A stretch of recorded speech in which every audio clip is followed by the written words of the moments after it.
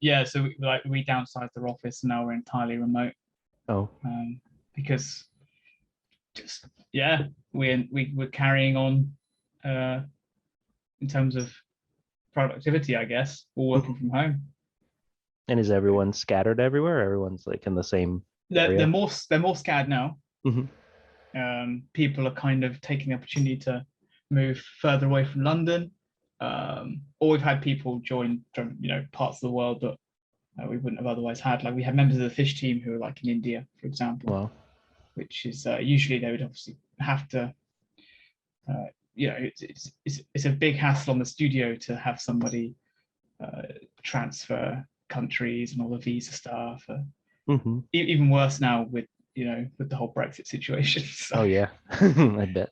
it's kind of like adapted to that as well, really, because it's like, oh, good, now we can still actually work with freely with people in Europe, Hmm.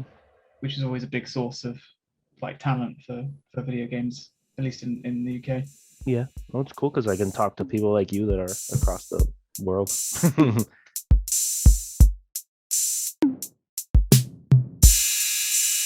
I know you're the lead designer on I Am Fish. So what does that mean? Like, what is you came up with the whole concept and everything, or more the art? So the concept of just like a fish in a like almost a hamster ball that actually came from someone in our marketing department where we were kind of throwing ideas around. Yeah, and they threw that in. That kind of got me thinking about at the time I was on the prototype team when we were experimenting Mhm. with unique controls for like the way animals move. So we had like a bird prototype in there where you'd flap the wings with triggers and stuff. So when we had that email list, like chain of all these different ideas, and I saw them with the fish, and I thought the fish could be quite interesting as like a movement mechanic. Because before that, I had done like I Am Bread and Surgeon Yeah. Simulator, right? And I Am Bread was all about what's an interesting way to make the bread move. How can we use a controller to make bread move in a way that would make sense, assuming bread could move in real life. And so with fish, I had the idea with the flapping tail, and then the bowl with water like sloshing around in it. I saw that as like a good physics challenge, um, because one, it would have momentum. The water would kind of like roll around the bowl in unpredictable ways, and so that would be a big part of the challenge. Would just be navigating with this fish bowl. So I worked with the programmer who I made Surgery Simulator and I Am Bread with, and it was just the two of us in the game jam, and then we came up with this prototype of Iron Fish. The actual game jam level is the same one that if you go back a couple of years to the prototype, there's like a really basic looking fish. Mhm. That's that first level of that prototype. We eventually added more levels to the prototype, but that first level is basically what we had at the end of that game jam, and is pretty much like more or less identical to, in terms of the moments and the general gameplay, identical to the first level of the game now, where the big finale at the end of that level is you have to cross the road Yeah. to get to the water. Um, yeah, and it was in 2019 that game jam, and then because I was on the ideation team or the prototype team at the time as well, it was our job to kind of take sort of game jams that the studio was like excited about or felt positive about, and then see how we could explore turning into a larger game, or adding things to it to kind of demonstrate like, hey, here's where this game could go. Hmm. And so I Am Fish, we knew that we couldn't have the whole game be a fish in a bowl, like that would get way too old way too quickly, and it couldn't probably mechanically couldn't sustain the entire game. So we were quickly like, all right, well, we're not controlling the bowl anyway. Like one of the design restrictions I put on myself was you're always in control of the fish, no matter what scenario you're in, or no matter what kind of container you're in. We never kind of shift the controls to be now you're controlling the container, right? It's always no, you're still the fish inside the container. So the controls are always consistent. And so like, well, if we're doing that, we can break the fish out of the bowl. And so the first level we built on prototype was, and you can play this with the Bossa Presents old prototype from 2 years ago.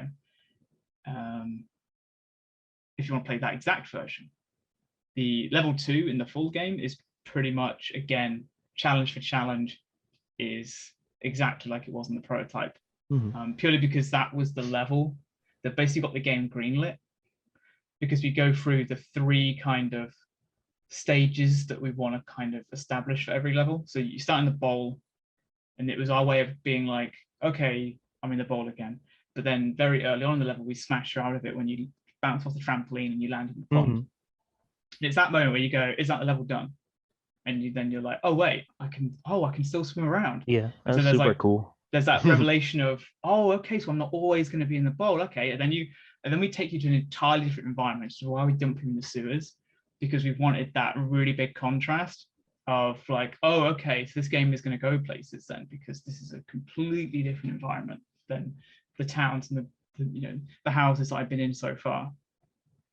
Then you have to avoid trash and all that stuff. And then at the end of the level, we put you in a new vehicle, so then it establishes that like, oh, okay, there's going to be different vehicles in this game that I can control. So we put you in the mop bucket. And then just after that, we then have the set piece, which is you getting chased through the park and having to escape. And that was kind of like our way of demonstrating that every level should have a unique moment or like a highlight moment that it distinguishes it from any other level. So it has like one unique kind of gameplay moment or set piece, and that kind of makes that level more memorable and makes the journey kind of feel bigger, I guess. Yeah. So we had a very rough version of that for the prototype, and obviously because that level basically got the game greenlit for full production, so it demonstrated like, oh, okay, there's literally Something different. There's so many places we can go with this now. Now you've demonstrated, that we can have different vehicles and all these set pieces and things like that. And so, yeah, and that's why it pretty much remains unchanged in level 2, because it was such a good establishing level of the game after the first first one. And yeah, I think that's a really long-winded answer to the original question, but that was how. Oh, and so I guess going into full production, we also, in the prototype team, we had Pigeon Simulator and a game called Trash Bandits as well. And we basically released like a little 3-pack in like late 2019. Yeah. On a little launch platform. And we basically said, oh, which one of these 3 games would you like to see? And yeah, and we had like really, really good pickup on that. We had, lots of YouTube videos of Pigeon Simulator and I Am Fish. And it definitely came between those 2 then. Like there was almost like a little battle for like first place. But eventually, like internally, I think Pigeon Simulator was a bigger game because it was a sort of an open world or open level sandbox kind of game. And we were definitely like, oh, that's definitely going to be a bigger, more challenging one. And also just the nature of the cute fish and the emotional attachment that we had to those kind of drove it internally, that we then sort of settled on doing I Am Fish. No, when I played the Steam demo earlier this year, I only played the first level and I was like, oh, this is cool. I guess it's gonna be just rolling in the bowl like every level. Right. And then when I played the actual game last week, I played the second level and I was like, oh, this is crazy how it gets so different. And then I played a few more levels and then there's different fish with different mechanics, which is super cool. Yeah. But it goes to like weird and fun places, which I like. Yeah, it was all a response to wanting a memorable journey, and also I wanted to try my hand at being a little bit more have a little bit more narrative focus on this one, and because I want a coherent storyline, it didn't make sense for like to have the goal to get to the ocean, and then when you got there, because we do it a little bit at the end of level 1, right, where you end in the fishbowl and you get taken back. And I was like, we can't do that every time you get to the ocean. That's like, what I thought was going to happen at first. Have a new way that you get captured and then sent back again. And also we were fine with this idea of like, how do we keep up the variety of gameplay? How do we change up the level design a lot? Because it can't just all be the different vehicles that you get in, because they're still just usually containers that roll around in some way filled with water.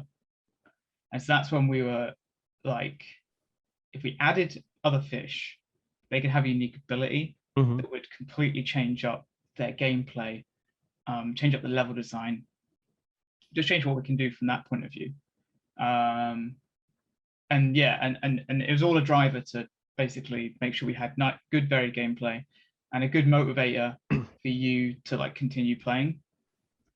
Because even if you were, say, like stuck on pufferfish, their levels, if you got stuck or you couldn't pass it, rather than what we experienced in Iron Bread, which was a player would just quit if they hit a brick wall, like of a too difficult level, we deliberately made it so any of those 3 fish can get selected at any time. So if you get stuck, you still have 2 other fish that you can play. And they're completely different gameplay, completely unique level design. So you might actually find one easier, or at least it's different enough that you don't play that fish and be like, oh, it's just like all the others. You know, sort of we can keep up a little bit of momentum there. I love also that they all started off together. It was like Finding Nemo, kind of, that they're all together and then they all end up in different places. Yeah. And you see the map has like the different locations and you're seeing how they're moving through the city. Yeah, because we always knew that the desire to get to the ocean, people kind of understand. In the same way, weirdly, that when we told people that the bread in Iron Bread wanted to become toasted, they kind of understood the goal of the character. And so that was like an endearing part of it. They were like, oh yeah, I totally want to get this guy toasted. And so we knew the fish, intrinsically people were like attached to the fact that like, yeah, we want to get to the ocean. But I wanted to like amp up the emotion a little bit and be like, well, if we have these different fish characters, we should definitely try to establish that they're all friends at the start and then split them up, because then that kind of emotional attachment, emotional driver is going to be a lot more sort of powerful than just the intrinsic get them to the ocean. Obviously that's quite a hard sell, because then we're talking, you know, several minutes of opening cutscene, because you know, I was there saying it's very important that we establish that they gain their sort of sapience together, and then they get sort of split apart because they just fish in a pet shop. But we have to establish in those first few minutes that they all kind of bond and become good friends, and then they're split up. I think we managed to pull it off based on sort of people kind of understanding the plot, at least, because obviously when you're working in storyboards before you even start to animate all of this, you've just not really much way of knowing if the story's gonna kind of come across. Yeah. No, I also love there's like, it's a game about fish, but there's those human characters. Even when you're going by their feet, you can hear they're having conversations. But there was the opening cutscene was really cool, and there's like little cutscenes with the human characters. So there's like more story going on, I think. Yeah, I mean, so I Am Fish as well, another like narrative goal of mine. So I Am Bread is the prequel to Surgeon Simulator, but it's a twist that you discover at the end of I Am Bread. And I had like a much larger like universal kind of story going on. At least I was kind of like putting it together. Yeah. But I didn't really have a vehicle to tell it, at least not back with Bread and Surgeon. And so with Fish, it was like my chance to link all of the the games together in quite like an intricate like little storyline that you kind of have to pay attention to get all the little nuances of it. There's like the broad strokes that are quite easy to get, but there's a lot sort of going on in the background and then a lot of it is told through just, you know, random world building from people in the town. You can like pick up extra little bits as well, depending on what route you go as well, because you can miss some of them. And yeah, it's been great kind of seeing people pick up on that and sort of writing. I've seen like in YouTube comments, there'll just be this like paragraph where someone's just broken down like all of the mystery and little like hints and secrets that are being established, and that's quite a lot of fun. Yeah. No, there's lots of I Am Bread Easter eggs in the game too. I never played I Am Bread, but I noticed some bread stuff going on. Yes, yeah. I mean it's, you know, there's some Easter egg parts, and there's also just the main kickoff of the entire game is caused by the bread from I Am Bread, because that's what gets fed to the fish, which gives them their intelligence. And so it plays a very large role in the overarching story. even as absurd as it is. And yeah, and then we had a lot of fun kind of revisiting a lot of the locations from I Am Bread and Surgery Simulator, and they all crop up, and they're always like fun set pieces and moments that at this point, which is terrifying for me, is that they hold like a lot of nostalgia for people because they were big on YouTube back in 2013, 2014. And you forget now that there are kids who are now adults who were watching those videos as kids. And so you see it a lot when they get to when they reach the I Am Bread level, the kitchen on the Goldfish journey, and they're always like, "Oh my god, the nostalgia!" as the music kind of kicks in. I noticed like I was going down the stairs in a fishbowl, and then the glass started to kind of crack.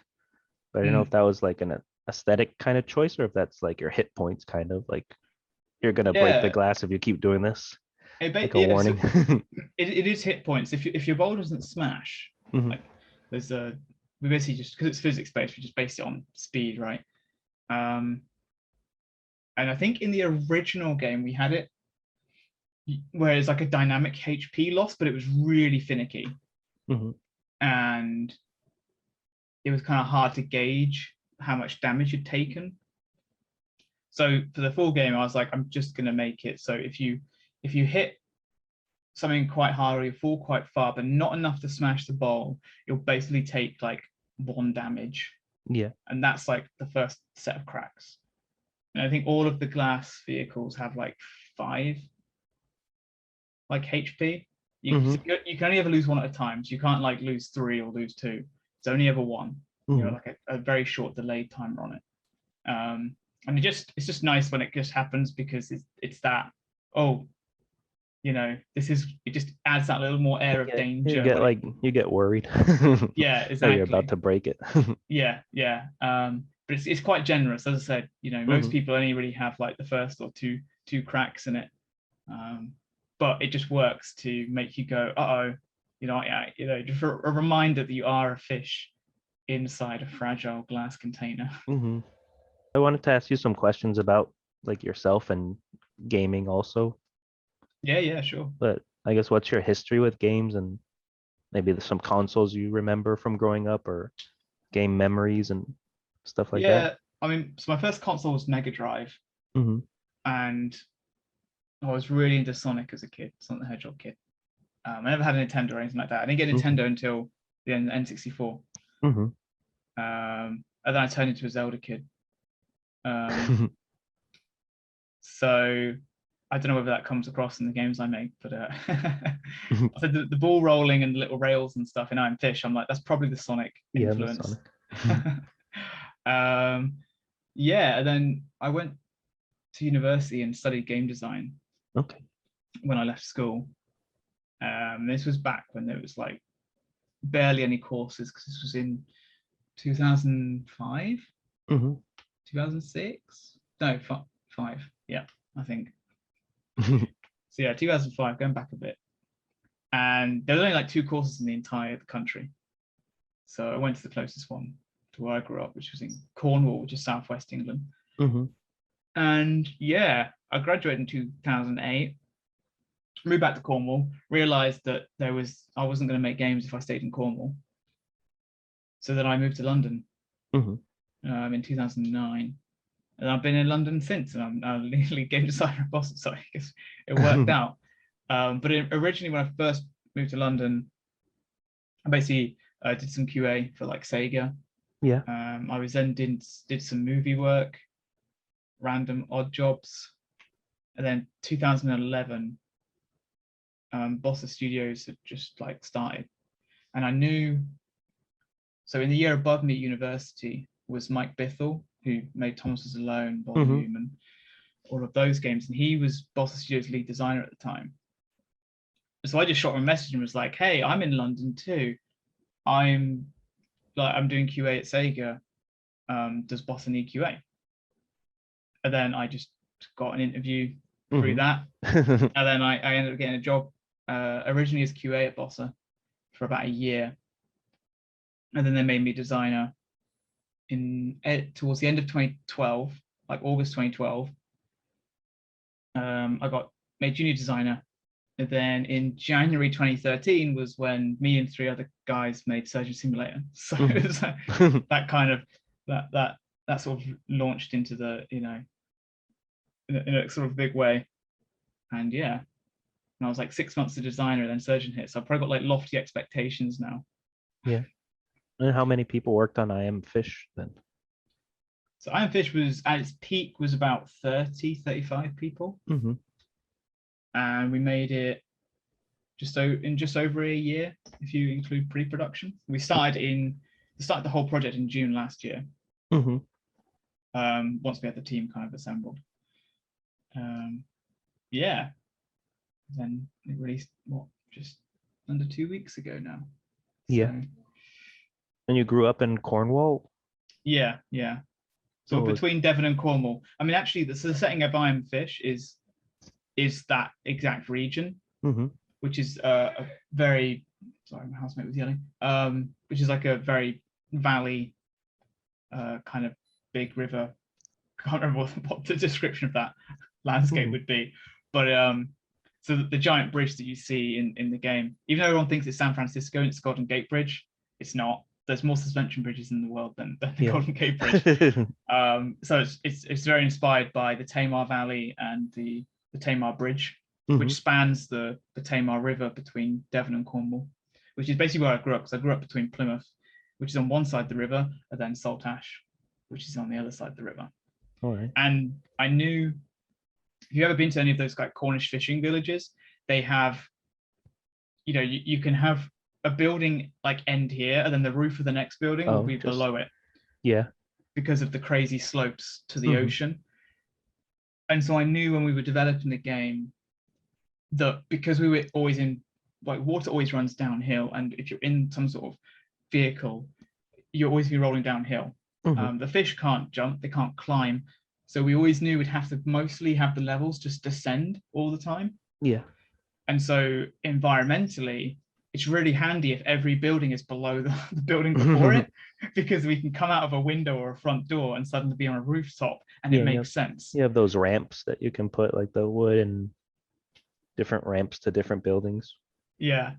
And so, like, for example, like if you play like Piranha, like the first Piranha level, you know, he's able to sort of go down a road for a wall and then onto like rooftops again. And sort of slowly work his way down, but always stay at a height that's dangerous, because obviously once you're on the floor in I Am Fish, you're perfectly safe, really, in reality. And so that's why it's really handy to be on a very exaggerated sloped environment, because all we've got to do is send you down a hill and you can, you know, be on top of something again. So it kind of all worked in tandem, and we got to go.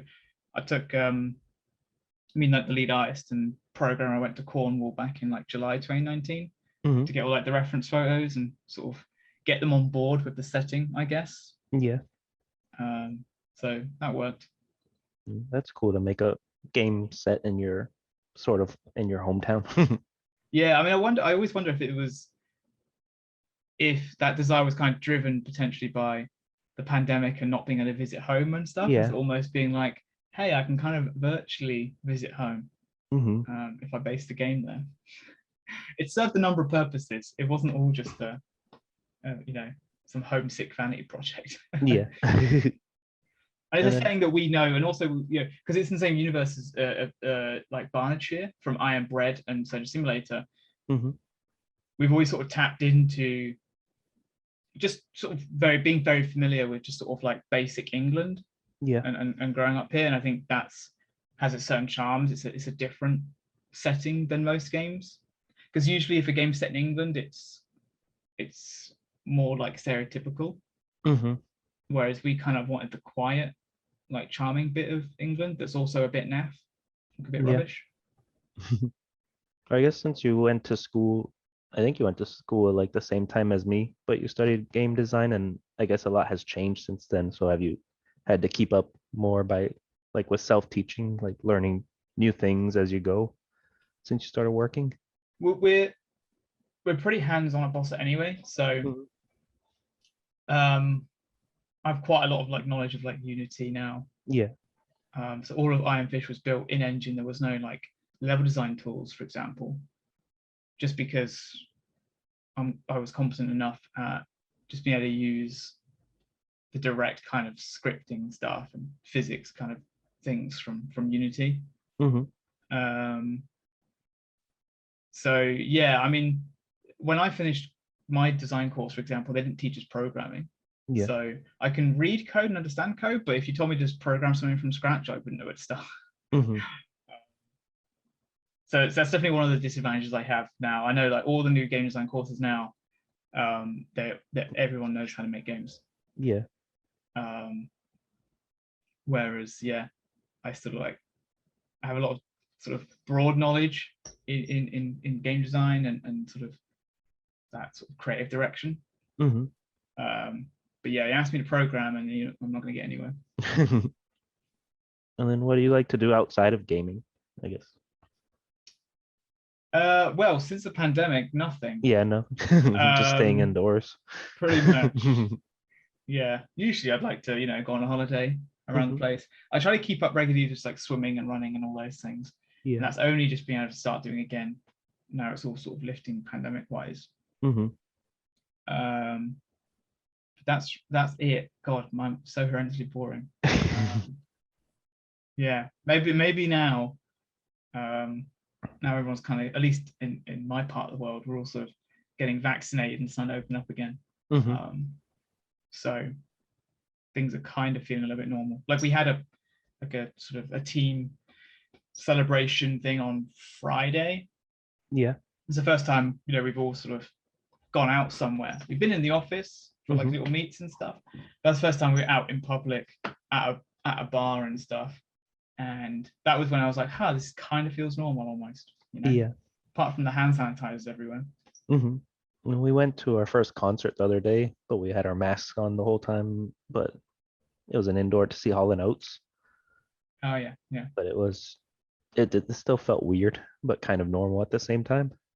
Yeah, it's because it almost like you start going back to it, and you're like, oh yeah, it almost you've just started again, and there's this weird like 1.5 year gap just missing. Yeah, because like nothing happened.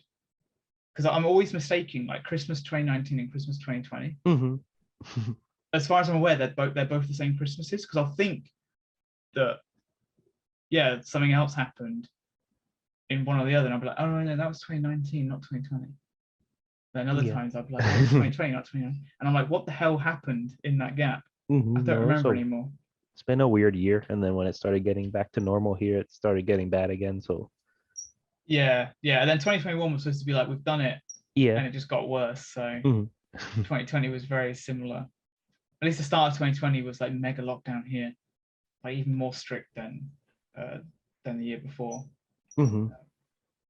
So yeah, it's been a journey. So Iron Fish was made like entirely in lockdown, all remote, and so I think that's definitely why. Because like Surgeon Simulator and Iron Bro are a bit grim and a bit dark in places. I mean, Fish still has that, but we definitely wanted a much more upbeat, like cheerful adventure. And I think that was just because we were just locked indoors and it was all very miserable. Yeah. So it was like, well, okay, we're just gonna amp this game up and have it just be really beautiful outdoors, positive, optimistic music and like a nice, happy adventure. It's a very happy and fun game. Yeah. And did the whole team have like Zoom meetings every morning or most days just to like see people? Yeah. So we were pretty good with having cameras on and socials, and for the most part throughout the entire pandemic, like every Friday we'd have like, we called it Club Fish. Yeah. And it was just a Google Meets. But we would basically, we'd all just jump on and just have some drinks and just chat and hang out, really. Occasionally play some games. Like we had a big old Valheim session when that came out. It was a lot of fun.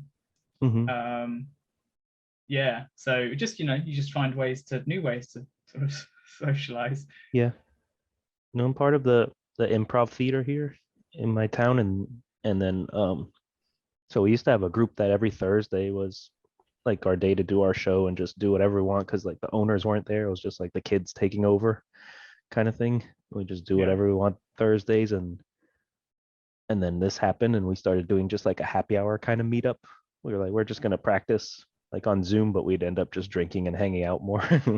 Yeah, Like it was yeah, just nice to see everyone. yeah. So that was one thing that definitely helped the team sort of, because you know you don't get any of those after work like casual Friday hangouts, you know. Yeah. So it was good to kind of just have the space where it's like, hey, you know, join, come hang out, Hmm. socialize. What are your favorite types of games to play now? I know you used to do Sonic and Zelda.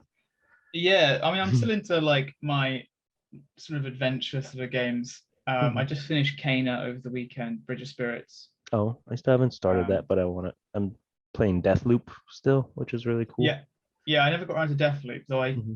I do like the arcane stuff, although I really bounced off Dishonored 2, so I think that's why I haven't gone in with Deathloop. Hmm. Um, other than that, I'm all in on Destiny 2. Oh, yeah. Got my collector's edition for Witch Queen. You know, get those story updates every week. I think I'm doing Trials of Osiris later today because we tried to do it yesterday, the competitive PvP mode, Hmm. but when you got to go 7 flawless wins, like no losses, but we lost on the 7th win, so that's like urging us on tonight to push through and hopefully get it. So yeah, yeah. So big on like kind of, well, I used to be really into World of Warcraft, and then it got too Oh, much. Got too yeah. much. This is way back, so I started playing when it first came out, and I quit in Cataclysm, which is like the 4th expansion. Hmm. Um, and I think that's what got me to Destiny, because I remember I tried Destiny, and I had some friends at the time, and they're like, "Oh, like come along for a raid." And so we tried the Leviathan, which is like the first raid in Destiny 2, and it gave me the same kind of vibes as like World of Warcraft raiding. So Yeah. it hooked me that a little bit, and I was like, "Oh wow, I remember this feeling of like just about persevering through a boss fight." But with none of the crazy time demands, right? Because I remember like farming for like fire resist potions for Ragnaros and World of Warcraft, Hmm. whereas Destiny, that doesn't exist. You find 5 other people rather than 39 Yeah. other people, And jump in. and then yeah, you take on a raid, and it's just that really nice, just good feeling gunplay and a nice physicsy movement. Like I love the the way the character movement, the movement controls in that are really really good. As somebody who makes physics games, I like the way Destiny does movement. Hmm. Um, yeah, and then what else? Oh, I have been trying a little bit of like Genshin Impact. Yeah. Just playing it free, because I was at one point I thought, oh, you know what? I've been playing this a long time and I've not actually spent anything. So I thought maybe I will dump in some money for it. And then I realized that it's a one-to-one conversion on its like premium currency into the stuff you need to like Hmm. buy your loot boxes or whatever.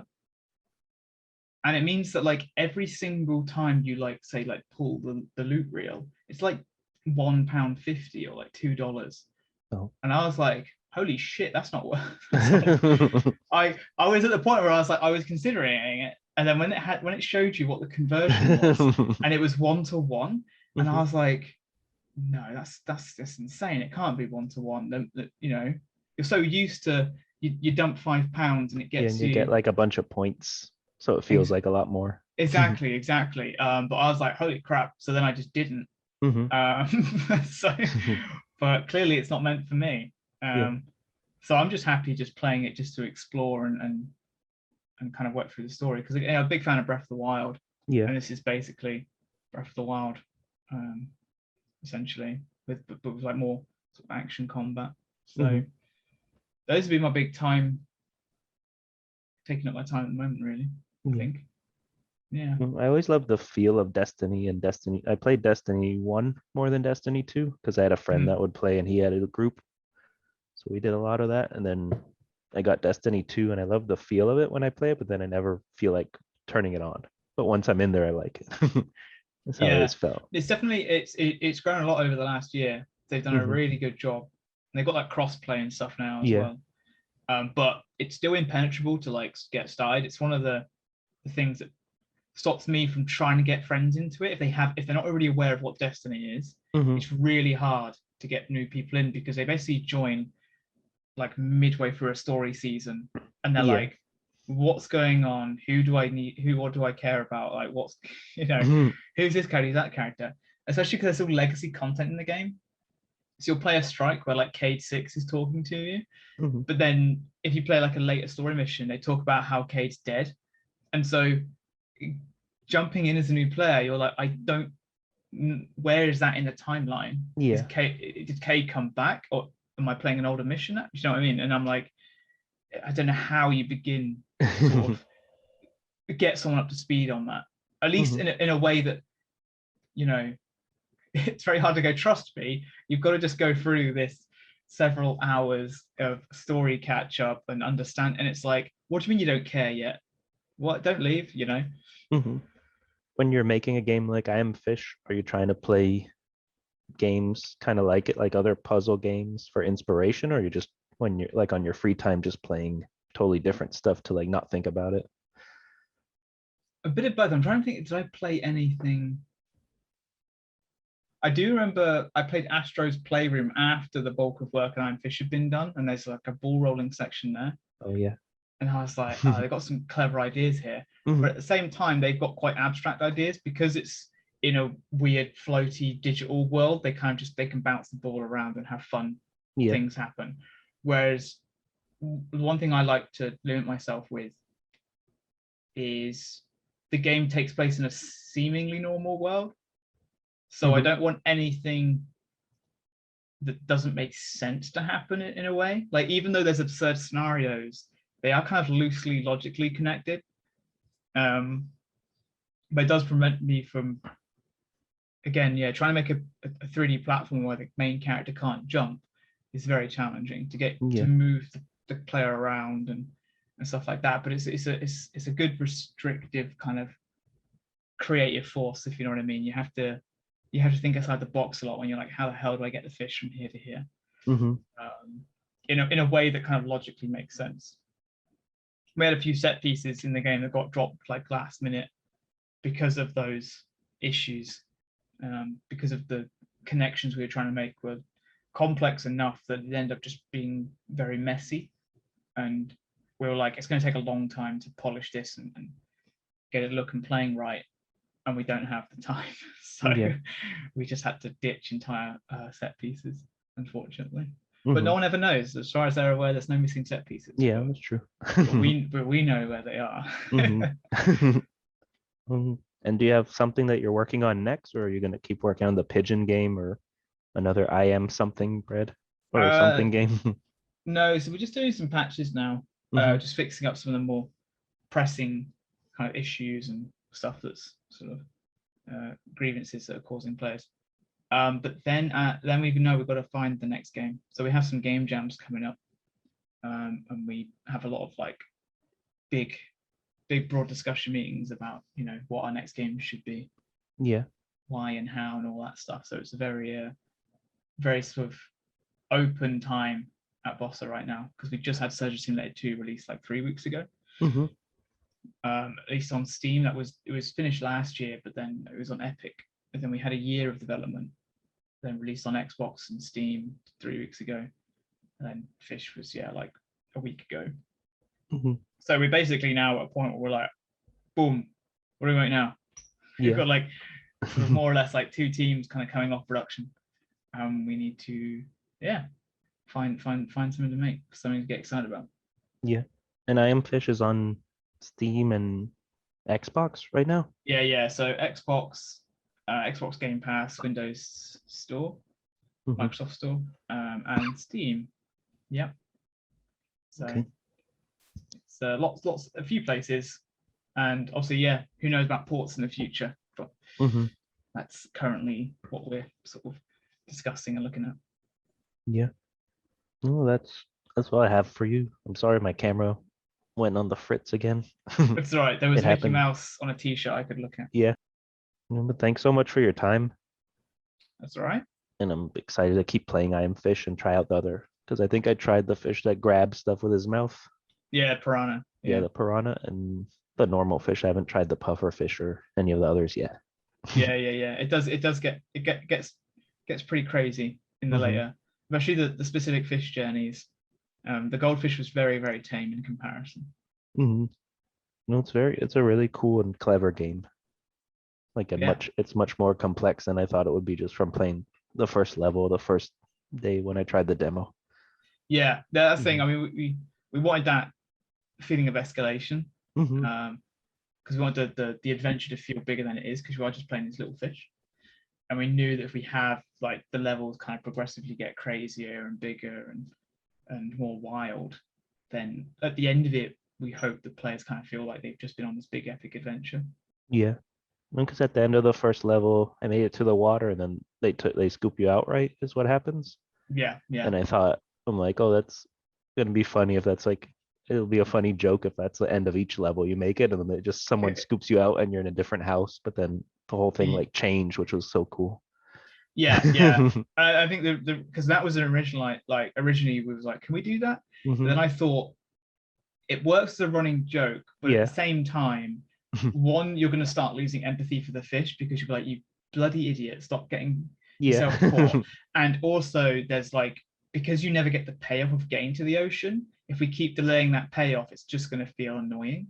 Hmm. Um, so yeah, we from a narrative point of view, I knew we couldn't sustain just keep getting caught and then set back somewhere else, Yeah. which is when we invented the other fish. But that played nicely into this idea of, hey, if you get stuck on one fish gen, you can do the other. We can make the gameplay different, and uh, we can have that narrative motivator to reunite a load of friends together again. So kind of worked Mhm. out in the end. But good luck with everything. Thanks for having me. Hope Mhm. there was some insights there. No, it was really cool. I learned a lot. Sweet. And a lot All about the right. game. Yeah. Oh, sorry if I spoiled anything coming up. I realized that No, I don't I think didn't. so. Because I I've only didn't. played a few levels and I don't think there was any spoilers. I probably need to Sweet. go back and try I Am Bread though at some point. Yeah, it's a lot harder. Hmm. I think people forget how hard Iron Bread was. I certainly did. But this one was supposed to be easier. Then people are telling me that it's really hard, and I'm like, you clearly haven't played Iron Bread Yeah. because this is our easiest game by far. And it was Sweet. really Yeah. nice to meet you. Yeah, and yourself. And have a good rest of your day. You too. Bye. Cheers. See ya.